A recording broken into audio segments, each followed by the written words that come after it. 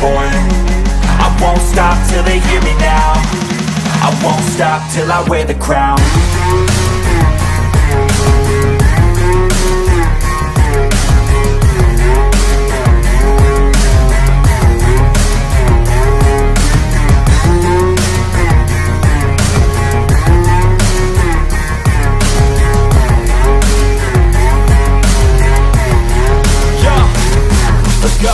I'm just telling you to fight for your dreams, but it's not what it seems. Man, it's hard to be seen when everybody wants to be king. Yeah, they all wanna ring. Yeah, we all wanna be free. Folks, we are here. Detroit Lions versus New York Jets prediction show.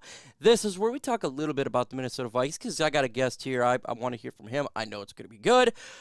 But then we're going to talk about the Jets. We're going to get to some QA, and I want all the schmoke today, okay? I want all the schmoke today. But before we get into that schmoke, I got my guest here, my man, Ant-Man. What's going on, Ant-Man?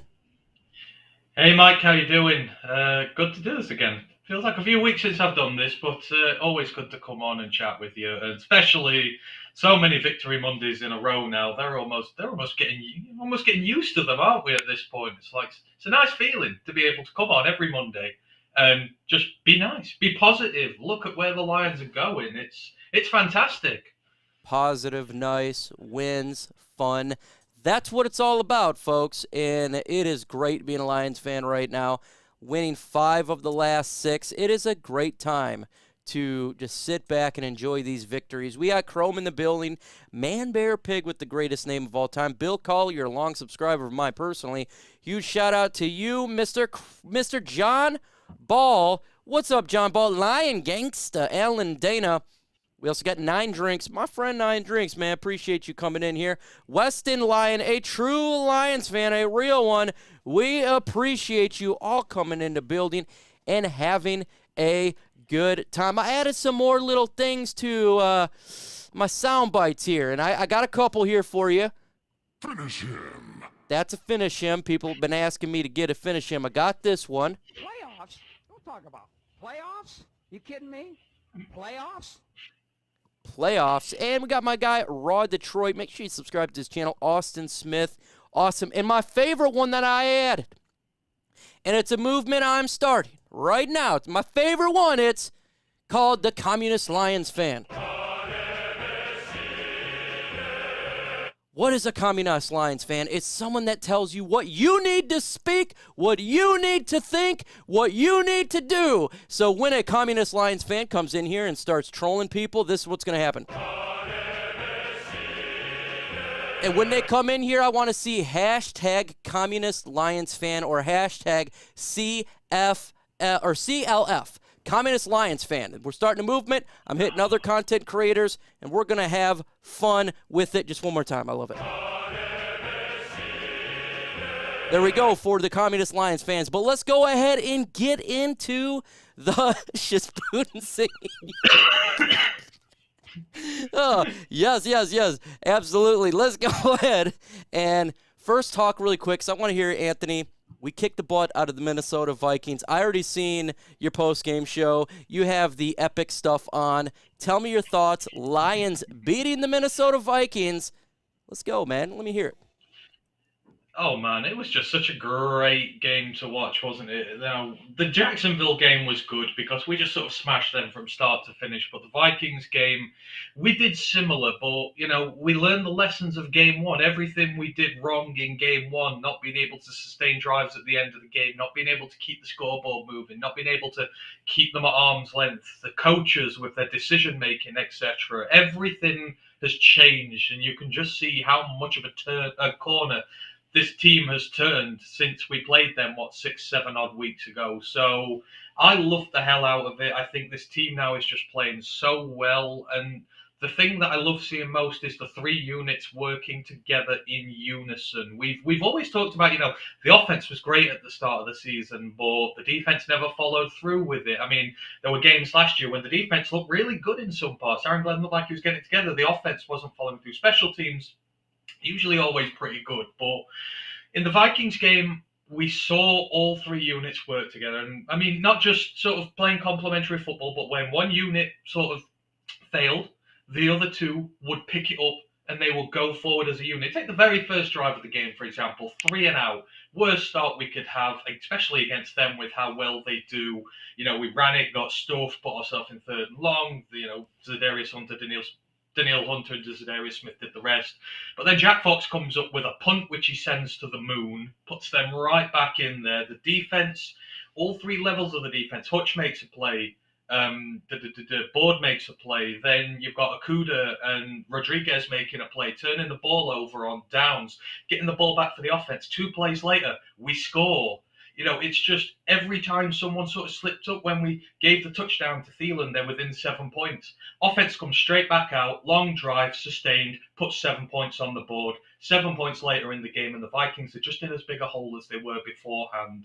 So every time someone slipped, the other units rallied to them, and that's what this team is doing now. It's rallying to one another. It wasn't before, and it's playing as one.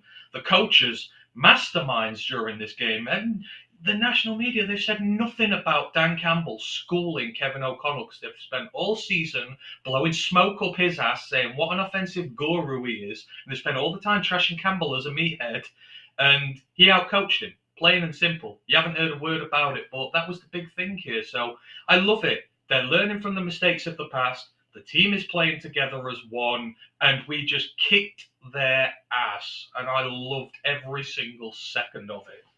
Let me know in the comment section right now, what grade do you give Dan Campbell? Because you said he outcoached the Minnesota Vikings, and I concur. I'm going to give this an A+. All around, I thought it was outstanding. There's one questionable move, but honestly, I wanted this team to be aggressive in this game, and that was that 4th and 4 that we attempted to go for it. But when I was live, I said either way, it wouldn't have mattered to me, in all honesty. If they get it, great. If they didn't, I'm still fine with it, because you wanted to be an aggressive approach to this game. So I was still perfectly fine. So I'm giving Dan Campbell his coaching an A+. What do you give him? To me, it's got to be an A+. I don't know how else it can be. I would give him an A, and like you said there, Mike, you have to be aggressive against the Vikings. I said last week, I didn't get to chat to you about it last week, but Vikings win all these one-score games, so if you give them an opportunity, they've kind of got that mental fortitude in them to drag themselves across the line. You've got to keep them at arm's length, and to do that, you've got to be a little aggressive during the game, but He did it when it was needed. He punted when it was right, and he was aggressive when it was right. And I just love the play calling for it as well. Like on the last drive, the 3rd and 1, that Amon-Ra jet sweep. They said on the broadcast that, Donatelli's brought all these big, beefy guys in on 3rd and 1. They're expecting us to stuff it down the middle. What does Ben Johnson do? Gets motion, takes it out wide, converts it. We just outschooled them in every aspect of it. And like I say, Campbell he's learned that balance now. He sort of had a free pass to be aggressive last year, given how bad the team was. And it sort of spilled into this year, where it's like, right, you've got to be careful a little bit. He's taken time to work it out. But for me, especially over this last month or so, I've not really had a lot to complain at him about in terms of how passive and aggressive he's been. He seems to be finding that balance, and his coordinators seem to be dialing up some wonderful plays on here, because I don't know about you, and I don't know whether Aaron Glenn would admit to this or not, but that one where Hutch got his sack, I think he sent them like 2nd and 17. They were driving down the field, they were in the red zone, they looked like they were good against us. Hutch goes through the center, he sort of stivits, he goes back inside, does that. Donatello had done that to us twice in that game, earlier in the game, and I don't know whether Aaron Glenn had picked up on it or something, but he saw it worked, found the mismatches, and we got the pressure there, and everyone's playing well. Everyone's stepping up. The quarterback, got to give him his due. This last month, he's been incredible. He's been really good.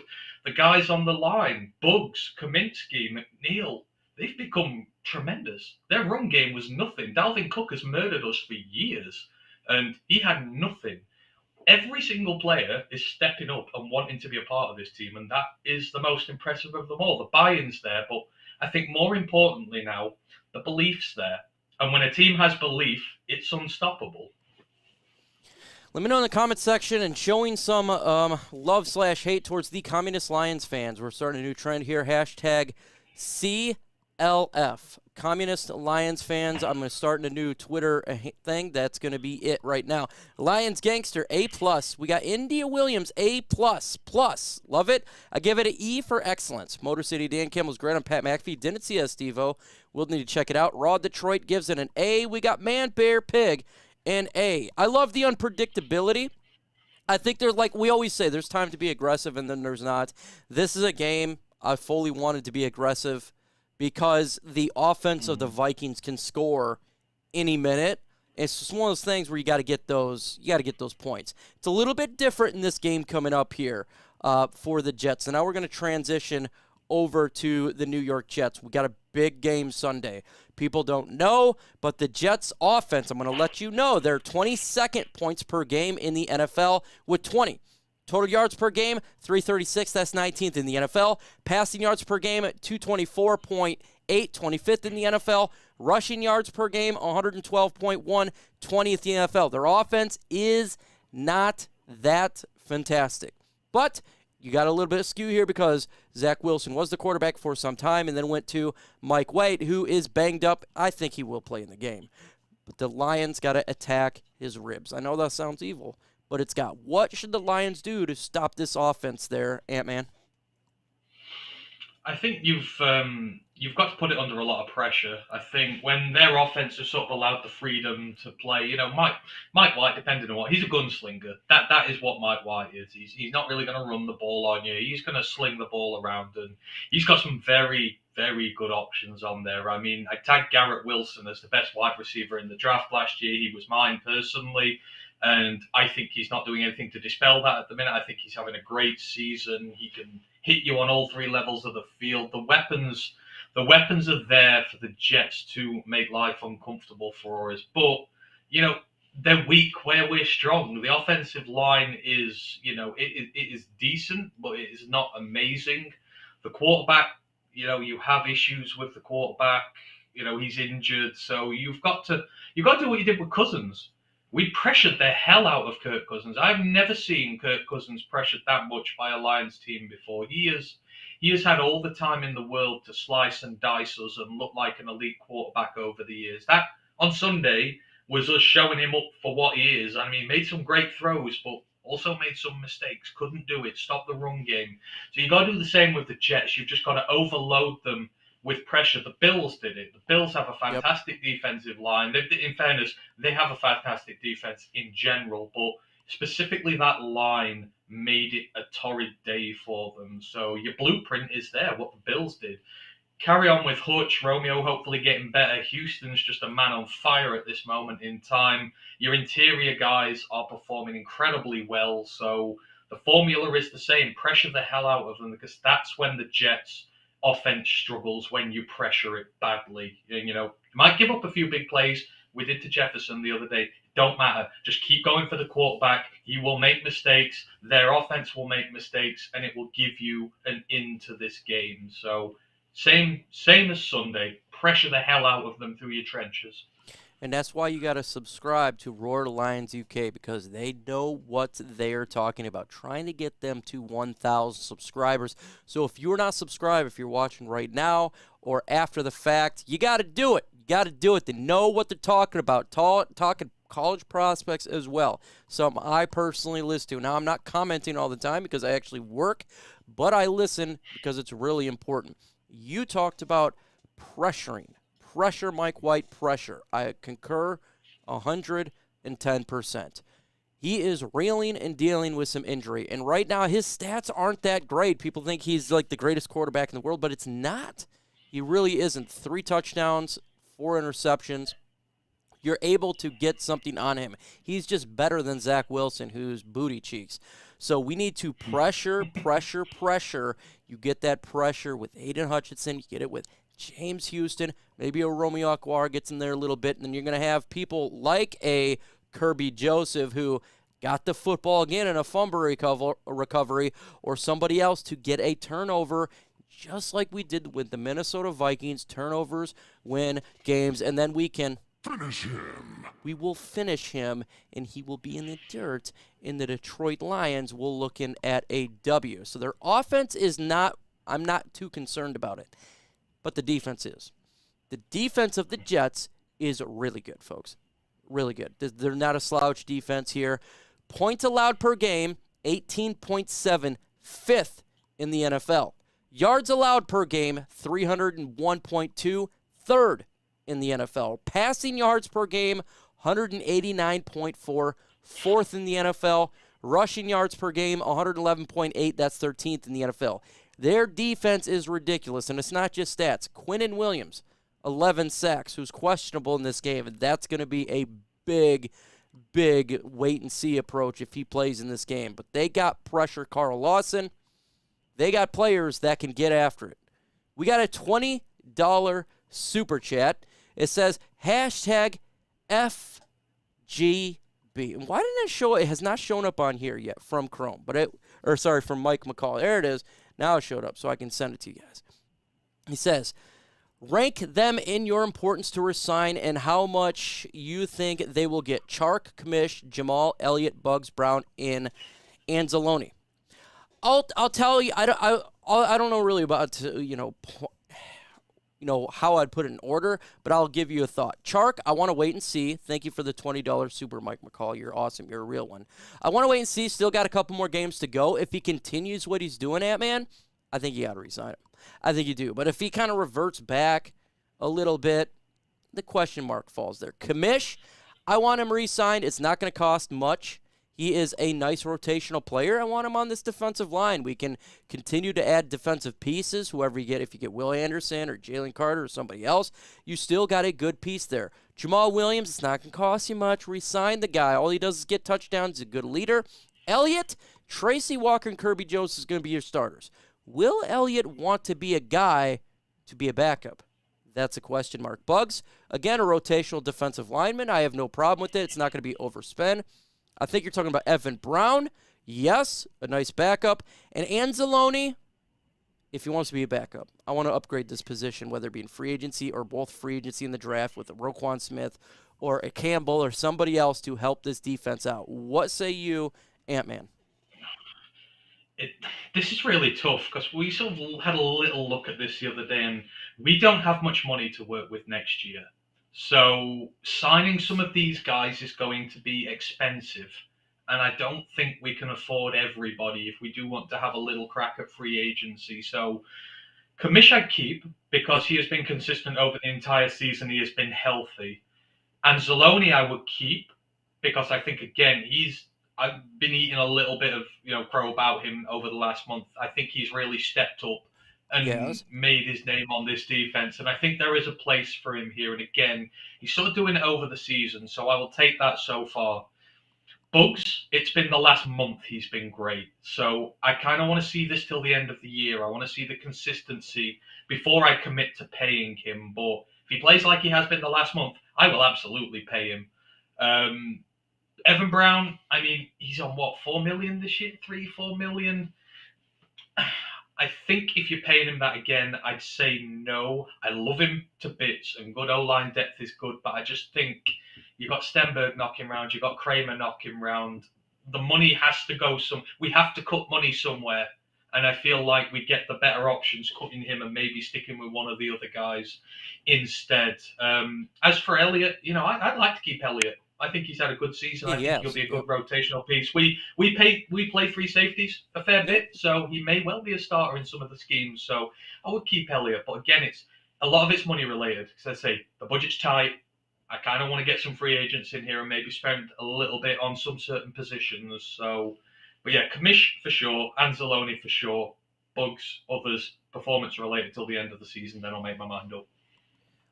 Unique Deliverance Ministries. Hey, Mike, why do all these other Lions blogs hate you? I thoroughly enjoy you. Not everyone's going to like everybody, and that's hashtag facts. We all got different personalities. And if there's content creators that dislike me, perfectly fine, cool with them. They have the right to do it. It's not going to affect me any bit. But there's people like Ant-Man who do. So I have them on, and we talk here. So let's get back into this defense of the Jets. What can the Lions do to get some points on these guys? Because these are 100% legit. Be prepared for a fight. And I think that's one of the things. You are going to have to fight for every single yard you want to get off these guys. And you know why? The head coach, Robert Saleh, you go back and check the history. I wanted him here in Detroit. I was all aboard the train, him coming here.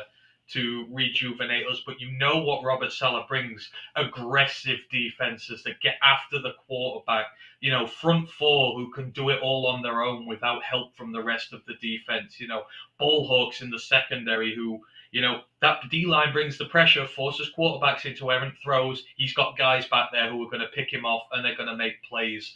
Almec Gardner is in the secondary. He's had a great rookie season. They should be very pleased with what they've gotten out of him.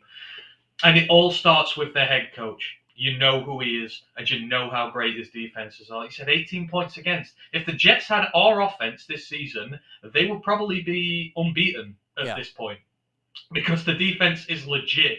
And if they had a legit offense with it, I don't see many teams beating them. A lot of these games they're losing are low-scoring games because their offense is trash where it really matters. But now you've got to be prepared for a fight. I think you've got to do, again, similar to what you do with the Vikings. I think you have to be quite aggressive against them, because there are a lot of times they will put you in 3rd and long. They will get you on 4th down, and you will have to come up with every trick in the playbook to get round them. Again, Ben Johnson's been using the motion really well lately, so use the motion. The offensive line it's been pass protecting incredibly well, but it needs to improve a little bit with the run. We do need to get some more run game in this week, but we're healthy there. Stenberg played really well. Hopefully he gets in again and plays another good game. But yeah, for me, you've got to be creative, but just overall, you've got to fight harder than they do. Robert Saleh, he's kind of like Dan Campbell, isn't he? You knock us down, we're going to get back up and hit you straight back. And it's going to be an all-out slugfest. And at the end of the day, I think coaching will win it. I think it's Ben Johnson versus Robert Saleh when it comes to the offense and the defense there. And whoever coaches better on the day wins this game. But yeah, be prepared for a big-ass fight with these guys. This is going to be a scrappy one. This is the best defense that we've faced all year long, and they are scary. Now, Quinnen Williams, again, he may not play. We don't know. It's going to be questionable right now. I think that will be huge for their defensive line. If he can play, good for them. If he can't, really good for us, because we need all the help we're going to get traveling to the Meadowlands against a team. They're trying to make the playoffs, folks. It's just like we are. This is no scrub team. They're not trying to win a division. They're trying to make it in right now because the Patriots just jumped them in the draft order. They're like a team like us, and they're going to be scrappy, gritty, and they're going to fight really, really hard. For me, for this game, I think it's going to come down to players that we generally don't see a ton of stats to. I would like to see some Zane Zylstra. I want to see some Brock Wright. I want to see Justin Jackson. I want to see Khalif Raymond. They got a really good secondary, obviously Sauce Gardner, and I think some of these guys that we generally don't see in the stat line much is going to have to step up for this game. I don't want to see too much aggressive play calling in this game. Not a lot of 4th and going for it. Why? Because they're a stout defense. I think you need to take the points.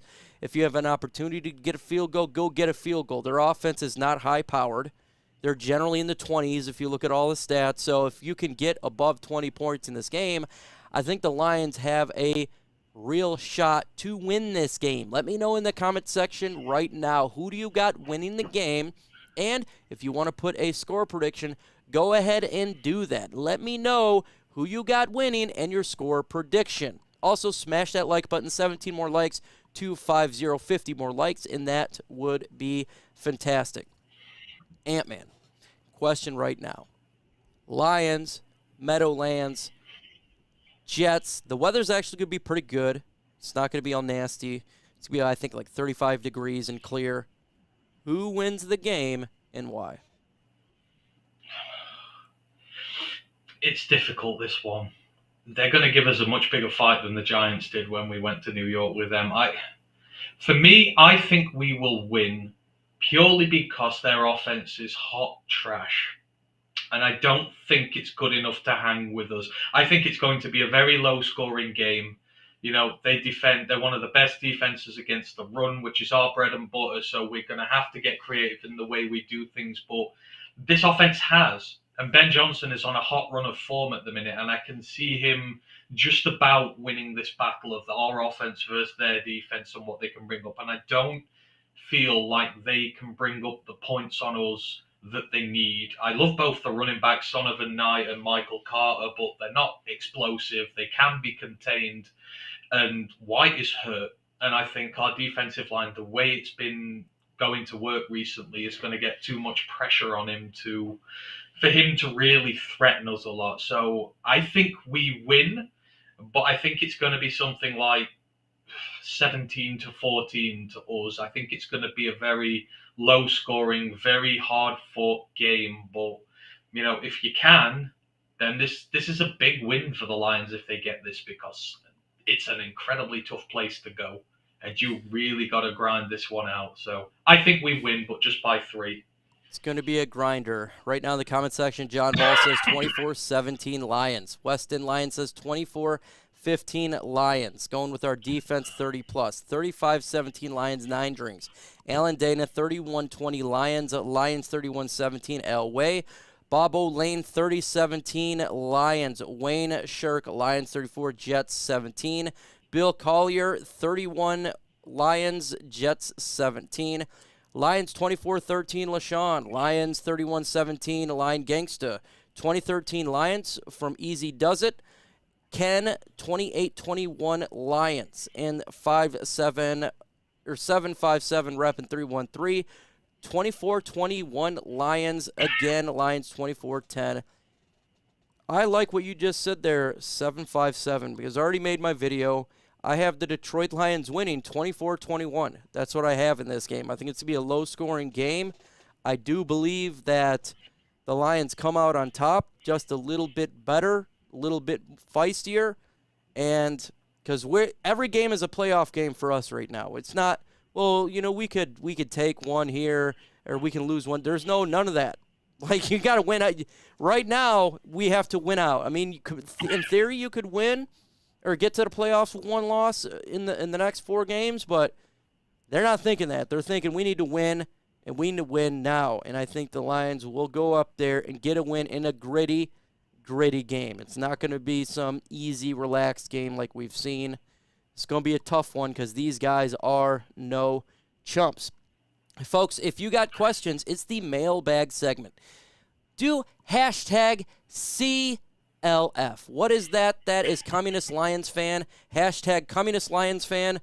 If you want your question answered, or hashtag something else hashtag, but I do like the new Communist Lions Fan. Let's get going here, folks.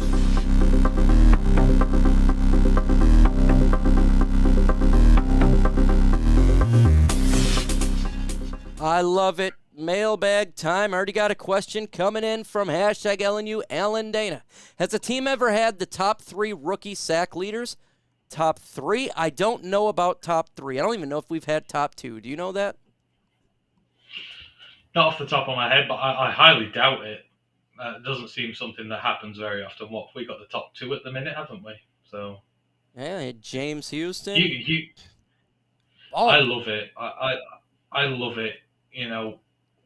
When we drafted him last year on our stream, I was delighted. We've been watching him in the FCS and what he'd been doing with Jackson State, and it's always going to take some time with him, and that's what you get with a 6th-round draft pick. You have 1 season as a starter in the FCS. It's not the highest level quality of opposition going, so it was always going to take time for him. But the mindset has been superb from him. Because don't forget, we cut him. He was a draft pick, and we cut him, and he came back to the practice squad.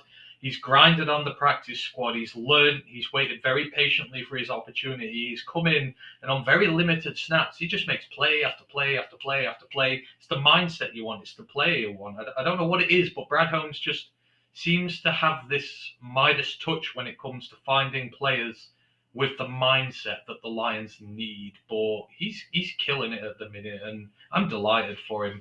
I mean, hopefully keeps getting more snaps by the week. He's earning them. Hopefully he'll be good to come in on some earlier downs as well. But he's been amazing. Liam Gaddy says, hashtag Carter, Porter, and Campbell. What do you think? Well, if you are Brad Holmes, thank you. That would be an A+. That would be a dream draft right there. Oh, my God. That would be a dream. I love Campbell. That linebacker, scary. He is good. And you got Porter in there. You got, obviously, Jalen Carter. I really hope we get a top 3 draft pick. Sitting at 4 right now scares me. I want a top 3 to secure one of these guys. Less than Lion. Hashtag Communist Lions fan. I'd be happy with a 10-7 score to match our end of season record. What do you think about that? Did the head shake? Hey, I'll take a win. I'll just take a win in any regards because I have a lot of respect for Salah and that Jets team. I think they're kind of really like us, aren't they? They've had miserable years going forward. He's gone in and he's creating a winning culture there, and he's creating a good side. He needs to sort his quarterback out, but outside of that, he's done a tremendous job, and a lot of respect for him, a lot of respect for his teams. So I will take any win I can get. I would take 3-0. I will take a field goal in the last minute of the game after a game full of punts. Whatever it takes, just beat them. Win. It's the only thing I care about. I don't care about anything else. Stats. I just want wins. That's it. John Ball, hashtag Communist Lions fan. I don't see the jitters this week like last week. Start faster. Yeah, they did have jitters. They definitely had that, and we all seen it. I don't see them having jitters either. I think it was the fact it was an NFC North rival at home, and it was a big deal. Like, this is, I don't see them having the jitters really on the road. What do you think? I don't think I'd call it jitters. I mean, we had one bad drive to start, and that was it. Then Jack Fox punts it a mile. The defense came up with a clutch stop and a turnover on downs, and then 2 offensive snaps later, we scored. I actually think we started quite hot. A lot of teams go out there and the first drive always ends in fail, but as long as you settle down quickly, it's fine. Because, I mean, we scored with 11 minutes left in the first quarter. It only took us 4 minutes to score. So, as long as you learn, as long as it doesn't cost you, like I said, defense stood up, special teams stood up, didn't matter. We went and scored. Sort of erased it from the memory book. So I thought I was quite happy with how we started last week, just personally. Hashtag F the Packers. If the Rams find a miracle resurgence and win a few, Holmes would consider trading both first for Jalen Carter, and would the fan base react to that kind of all in? I don't think would he do that? I don't think he would do that. It's going to cost quite a bit to jump up to that spot. I think we just sit where we're at and let Brad Holmes do his magic. Maybe the guy's found James Houston in the later rounds. I think he could do a good job with 2 first-round picks. What do you think? Yeah, let Brad cook. To be honest, I don't care where that pick is. I think too many people are getting hung up, and I think for some it's a narrative to create stories and clicks and stuff like that. But at the end of the day, don't let it worry you. It's a free pick. So wherever it happens to be, it'll likely be top 10. You're still going to get a good player because this is a defense-heavy draft. And I'm even starting to doubt that D tackle is the biggest need for us now. You keep Bugs, you keep Kamish. You've still got Levi you might be able to do something with. Aleem is absolutely fine in there at this moment in time. There are some good D tackles coming up in this draft who you don't need to spend a big pick on, so maybe spend it somewhere else. I don't think it's Carter or bust at this point. A lot of talent, tons of cornerbacks, good linebackers. Maybe a receiver if you want to go all in on your offense, I think, as well. So I would not be trading up for anybody. I'm not one. Let your GM who lands on nearly every pick, let him just do it. No need to waste picks. Trade Amani for Budda Baker and a draft pick. Boy, if they got rid of Budda Baker, you would have to jump on it. Budda Baker's. I think he's the best safety in football. The guy is just legit. And everyone is saying, well, you watch Hard Knocks. No, you can ask TA, who lives in Arizona. I've been talking about Budda Baker for years. Love Budda Baker. The guy is a player and clearly a leader of men. Hashtag Communist Lions fan. Which wide receiver will you give up next year or keep all of them? Which one would I give up? I want to see what DJ Chark's first doing the rest of the season. If he continues what he's done the last 2 games, I would re-sign him. If he kind of falters, maybe not, because it's not like he's just a player. He costs $10 million this year. It's gonna raise the price. You understand? It's more of a price issue. If you do get rid of him, you could probably just find a guy in the draft, maybe like the 5th round, with the same type of size or speed to complement that. I think that's a possibility. But I like the wide receiver core. You're not gonna. I still like Khalif Raymond. I still like what we have with Josh Reynolds. I obviously Amon-Ra St. Brown and Jamison Williams. Now, when it comes to Quintez Cephas, maybe he could go because he's been injured. But what do you think? Um, it's tough. I would Reynolds would have been the one I'd have said, but he just seems to keep coming back week after week Yeah. and sort of proving people wrong, and it is tough. I mean, for me, Chark is the one because Chark costs a lot of money, Yeah. and I don't think that money is going to go down. And he's kind of like the outside receiver. I would still like to go to the draft and get an X receiver, a proper one. And it just so happens that BYU have one this year. Puka Nasua, he's like the outside version of Amon-Ra St. Brown, blocks like a champion, is great on the outside. He's got the speed, he's got everything you need, and I don't need to spend 10 million on him next year. So I mean, I'm not hating on Chark. I want Chark to be a success here, but I'm just trying to think from the financial standpoint of it. I think Yeah, it's Chark more would the have money to thing. go. It's like you say, Yep. Raymond, Reynolds, Cephas, all these Yeah. guys can come in and give you decent level production and not cost the bank. And then you can go to the draft and get your outside wide receiver, which Great is problem what to I have. would do personally. Yeah. Great problem Oh, to yeah, have. absolutely. Yeah. Great problem to have. Hashtag Communist Lions fan. Do you think Hutchinson outplays Sauce on Sunday?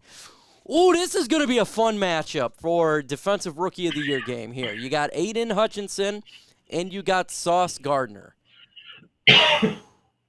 I'm 50 on this one because we got multiple wide receivers and we got Aidan Hutchinson who's been starting to heat up a little bit. What do you got there, Ant-Man?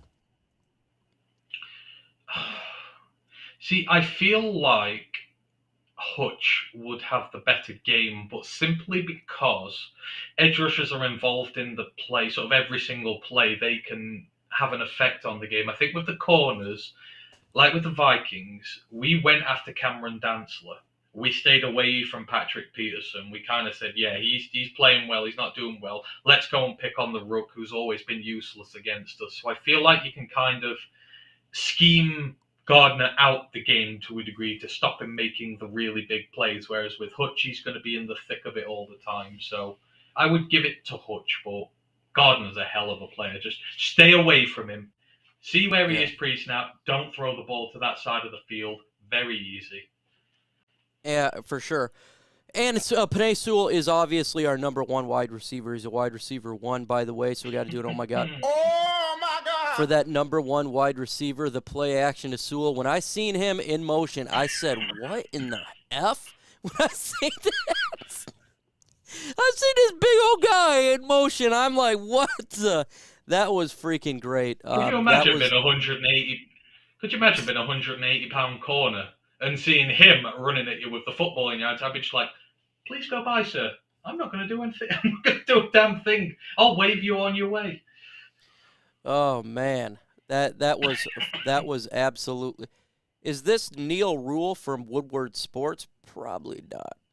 Let's see here. You're probably finding a sixth receiver in rounds 4 and 5. Tillman at Tennessee. I know Raw Detroit's been talking about him quite a bit behind the scenes. Who will get more interceptions, Hutchinson or Gardner? I'll go Aidan Hutchinson on this one. Let's get another interception, man. He's already got 2 in the year. Let's make it 3. Let's see. I would. You're always getting a lot of deflections at the minute. I would like to see Hutchinson get some pressure and a few sacks. He's been doing fine. I love to continue to see it for sure. No doubt about it. He made big plays. He made crucial plays in that last game. The Hail Mary at the end of the first half, him and Houston, sack. Didn't even give him a chance to try and lay one down on us. The first down, the one where they were in the red zone, the 7-yard loss, the sack on Cousins, huge. Third down, he gets in his face, forces him to throw the ball away. They have to kick a field goal when they're down 15. Hutch is making big plays when we need them the most. So, very happy with him at the moment. I think he's having more. He's having great impact on these games. And did you see the pancake of O'Neal, the right tackle? Jesus, he sent him back to the Stone Age. There's one play, I think it's on our Twitter, you'll have to see it. He absolutely bulldozed the hell out of him, and he's just like, this is a man in form who's confident at the moment. If you want your question answered, put a hashtag in the comment section. Right now, you can do a hashtag. It's how I can see it. I can comment on it, and we can answer it for fun. Also, if you want to do a hashtag Communist Lions fan or hashtag CLF, that works as well. Because we like to have the ability on here to speak our mind, whatever you want to talk about. And I think everybody's opinion matters. We're not a communist Lions fan here. We don't tell you what to think. We don't tell you what to say. And we don't tell you to apologize. So you have the right to believe whatever you want to believe. So let us know in the comment section with a hashtag, and we will answer your question. Sewell was looking like a Herman out there. I know. Did you ask Herman? Did you ask Yes, Herman I about did. that? And I'm going to ask him here in Did he about an analyse hour. the play? I want to get Herman's take on that play. I mean, his hands look damn good for a big man. He twists in midair, catches it. It's like, I know. you know, more catch. And When that's he just was delighted. It's like when he was more diving, catches than it Jalen reminded Reagor. me. Yeah. I think a 2007 game, Sean Rogers intercepted Jay Cutler, and he ran it all the way back. At the very end, he dived for the touchdown. And when I seen Penei Sewell dive for that bad boy, I just started.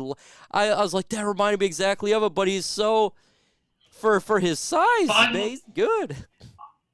But I loved it. He didn't take the risk of staying on his feet and getting strip sacked or anything. He just went straight down as soon as he got the first down. He ain't a receiver who does that sort of stuff. I actually thought that was quite aware by Penei to do that. Because he probably could have got 3 or 4 more yards if he tried. But he didn't need to. Sensible football. Get wisdom. Oh, they're 100%, man. Look, Jets are amazing defense. And how do I explain a shutout? They're amazing. like that's what it is. They're one of the best in the NFL, if not the best. In all honesty, it's them and San Francisco up there with an amazing defense, a defense to drool over, like Homer Simpson gif. So that's what you got there. We got raw Detroit. Mike and Ant-Man, do you think Hutchinson will get 10 sacks? I do. I think he'll get 10 sacks.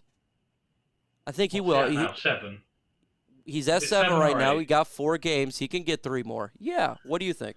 So you got the Panthers, you got the Bears, you got the Packers. I mean, the Panthers and the Bears especially, quarterbacks been getting sacked for fun all year. So I think he will, or at least he'll get very close. But he's exceeded expectations this year. Let's see here. Hashtag draft a corner or spend money on a vet to help develop. I think you could probably do a little bit of both there, in all honesty. I think they should draft a cornerback, and it may be high, maybe with that second first-round pick.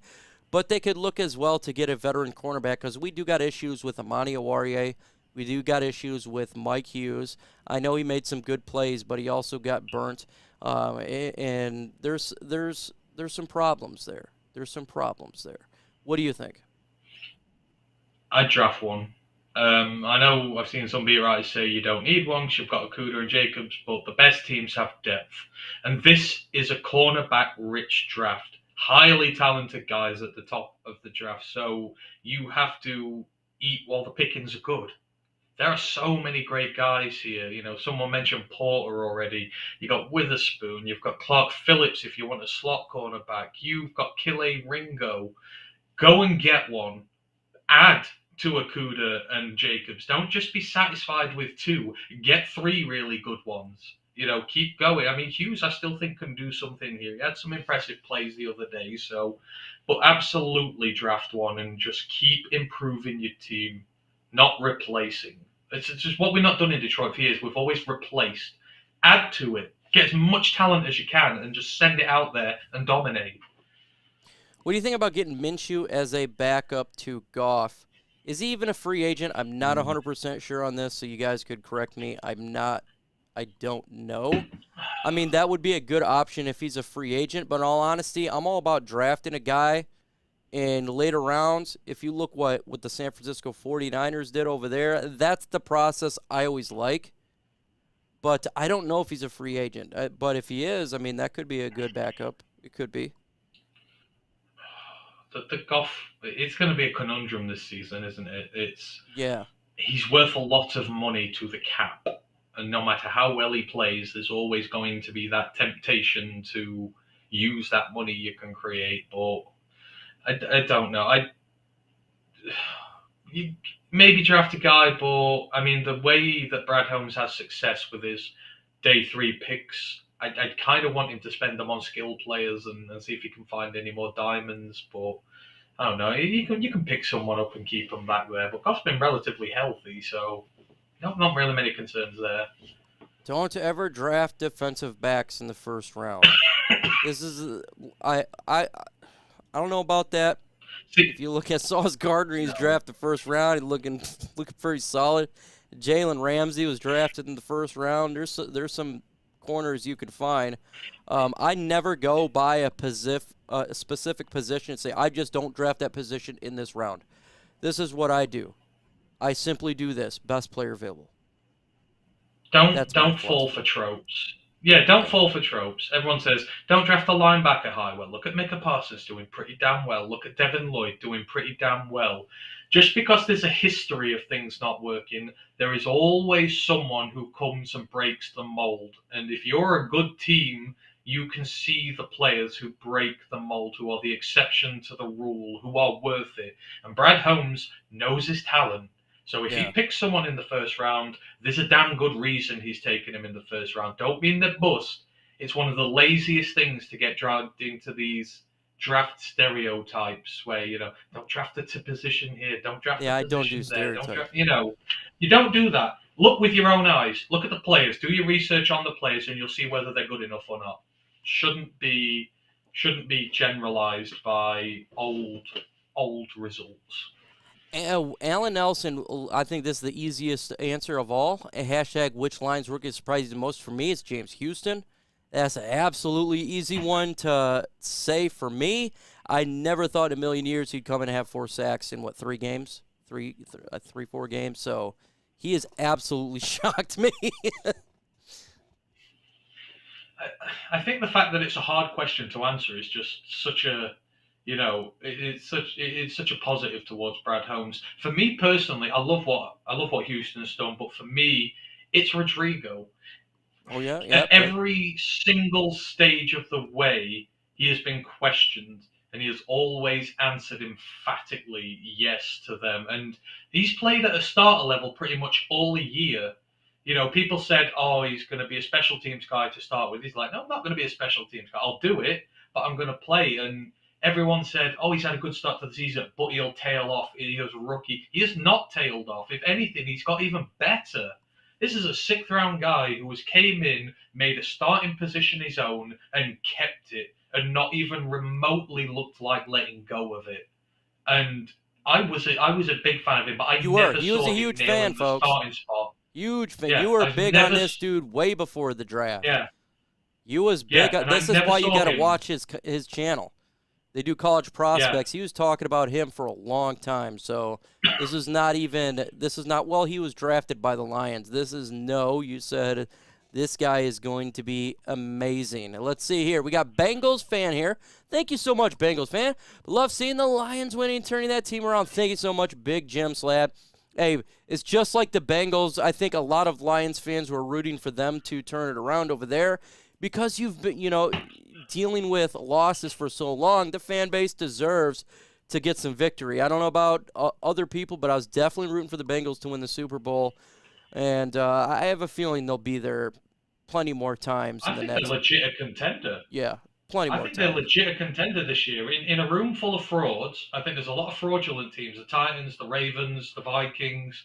I think the Bengals are one of the more legit sides who've gone completely under the radar. I think they could go to the AFC Championship game this year pretty easily. 100%. We got 181 in the building right now. Let's get to 75 likes. 75 likes. Mike, our UK spokesman, how many fans in the UK are Lions fans? Ask our UK spokesman. How many fans are there? It is weird because you have an opportunity over there to pick any team, and there's Lions fans over there. There's more than you'd think, actually. We've got quite a big community of people over here, so it's definitely the ones we know of. It's certainly in the hundreds, probably more actually. But there's a lot of very dedicated Lions fans over here. I think one thing our podcast has done is given people a platform to come together. You didn't really see it before, but now there's sort of an area they can all come together and chat. There's quite a lot actually. So, and we're always trying to grow it. We've converted some people over and that, so we're trying to spread the good word of Dan Campbell, and we always will do. Klomp wants to know how you became a Lions. You personally, how did you become a Lions fan? Well, because I really liked Detroit when I was younger. I listened to Motown loads when I was a kid, so I kind of adopted Detroit as my American city, as it were. So then when I started watching the NFL some time ago, however long it was now, I sort of like, well, I like Detroit, so I'll pick the Lions. So it was kind of just a really off nonchalant thing like that, but it became more of a passion sort of as time went on, and they're very similar to my soccer team over here. They're not the biggest, they've not been very successful, but it's all about the community for me. I mean, my soccer team only gets like 5,000 fans over here. It's very little. It's not like the 80,000 you see with Arsenal or out like that. It's a small community. It's very dedicated, in it for the love of the game, not for trophies and winning and all this bandwagon crap. And you can just enjoy yourself and have a great time. And it's the same with One Pride, the Lions fans over there. I mean, the way you've welcomed us all is just incredible. And it's because people love the game and they love the fans who they're with. It's a great community of people for the most part. So I saw the similarities. I'm like, it's kind of fate, really, that I found them. So I've stuck with them ever since. And this is the reason why. We're having a good time now. And this, you appreciate this so much more than anyone else does. And when you get to the playoffs, you get the wins, when you eventually get the Super Bowl, it's worth it all. I can guarantee it you now, because I've only seen my team play at Wembley once over here, and they've won. I may never see it in my life again, but I will remember that day forever, and it's completely worth it. So, Jared Port, keep does with the it. emergence of James Houston change your draft strategy when it comes to drafting Will Anderson so high? No, it doesn't. So it just depends who's if we're sitting at 3 and Will Anderson's there, Jalen Carter's gone, I'm taking Will Anderson. He's the best player available. If we have an opportunity between the both, I'm taking Jalen Carter because I feel like Jalen Carter is my personal preference. It may not be yours, but that's just my personal preference who I would have higher. Again, it's BPA. That's just the way that I roll. I'm not sitting here forcing a position or not forcing a position due to players we already have on a roster. That's where it gets you hurt. We could have had Aaron Donald. We could have Yeah, had Justin Herbert. We could have had multiple players, but we always did that. Well, we have this, so we're not going to get that. I just don't believe in that philosophy. And I think, when you're a team like the Lions, yeah, we're winning, but we still have a need to get blue chip talent. And so if there's a oh blue yeah, chipper there, and I absolutely. think there's 3 blue chippers, you get one of them. And one's not going to be a Detroit Lion. He's going to be a Houston. And the other 2, if you have an opportunity, for sure. Guys, we're going to win. Believe me. And I remember I told you possible you could win. No, I'm not gonna argue with that. Do I know it? Nope, not Nostradamus. I'm not Mike Stradamus. If I had the ability to know the future, I would not be talking to you in an office. I would be a multi-billionaire right now, and it would be Moogle for Mike instead of Google. I would be winning lotteries all the time and and be in a better position. Amma says, how awesome is it for you, Mike, to do the Sunday game when we are winning? It's so much better. Winning is so much better. It is difficult when you're consistently losing. I'm gonna ask you right now. I got a guy here, my guy, Ant-Man. Aren't you the same way? It's miserable losing.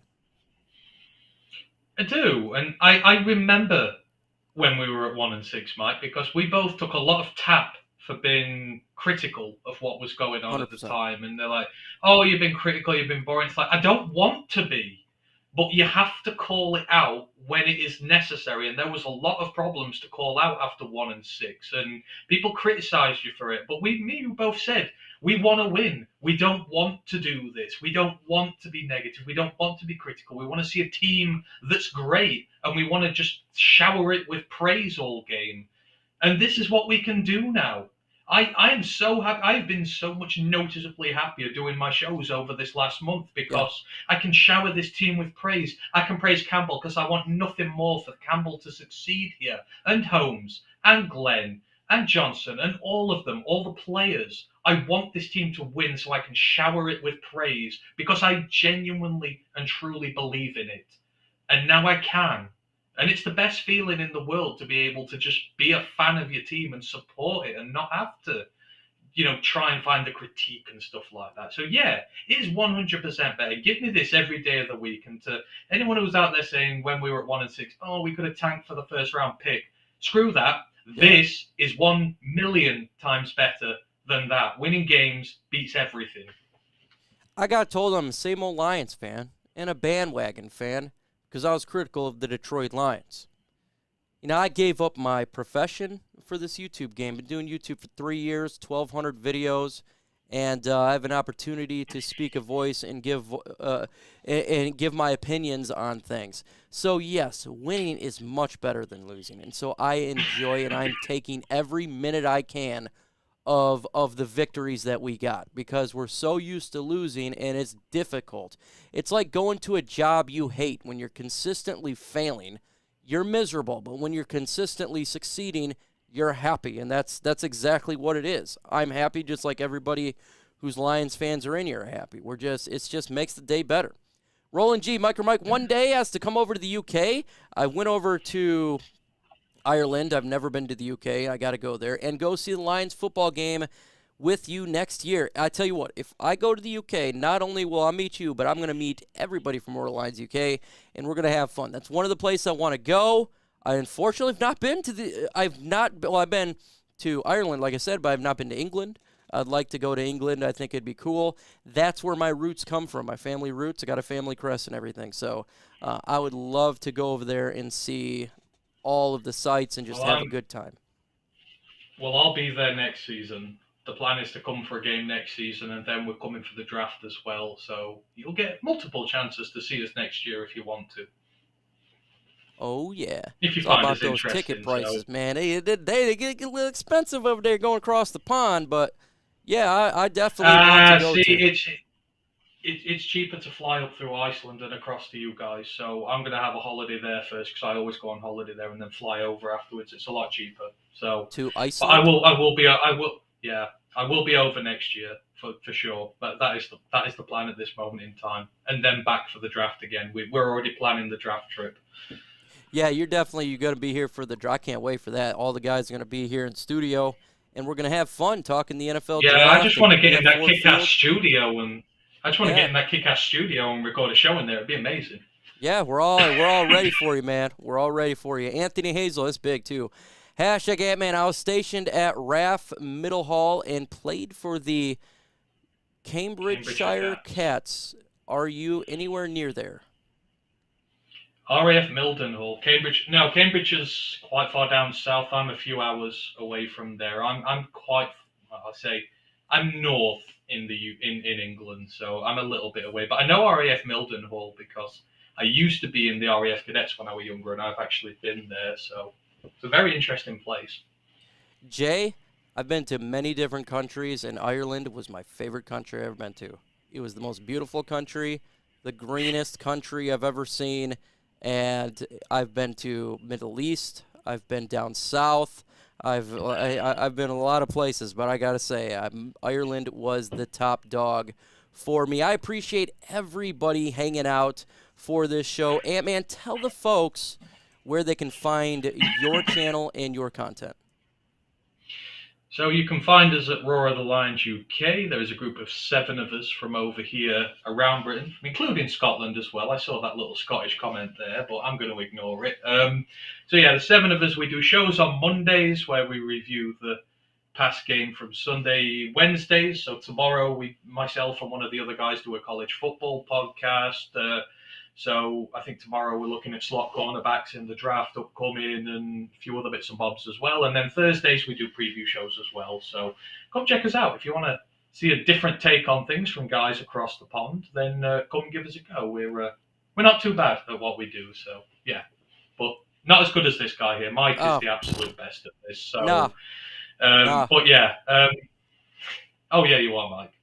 I'm just having fun. That's all it is. Just having fun, folks. Make sure, again, you subscribe to their channel. Let's get to 1,000 subscribers. Other than that, we'll have videos dropping every single day, and I'll see you on my personal channel in a couple days. Adios. I feel nauseous, believe me. Never had a lot of shit come easy. Had to work hard, struggle just to be me. Had to rise up just so they could see me. Did what I had to do just to feed me. And what was left over I put towards my dreaming. But the only thing in life that has meaning are the things you gotta work for, believe me. Take into your hands a plan. Your own hands can land your own brand. And damn, I feel feel like no one takes accountability. They want the credibility, convincingly unwilling to put in the hours it takes to get some power. Don't be f***ing sour, take a cold shower, scream until you're louder, work until you're prouder, and f*** all the doubters, they're just your downers. I swear to God they all let me down. I always fought just to wear the crown. I'm f***ed off at these f***ing clowns who were all taught they deserve an ounce. It's only worth it if you work for it. It's only worth it if you work for it. I won't stop till they hear me